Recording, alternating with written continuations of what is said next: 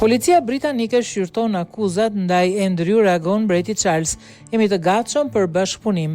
Mbreti Charles ka reaguar për herë të parë pas publikimit për skandalin që lidhjet me Jeffrey Epstein, duke deklaruar se Pallati Buckingham është i gatshëm që të bashkëpunojë me policinë lidhur me akuzat ndaj Andrew Mountbatten-Windsor. Kjo vjen pasi policia konfirmoi se po vlerëson nëse ka baza për të nisur një hetim pas një ankese të paraqitur nga grupi anti-monarki Republik, i cili e ka raportuar Andrewn për dyshime mbi keqpërdorimin e detyrës publike dhe shkelje të sekreteve zyrtare.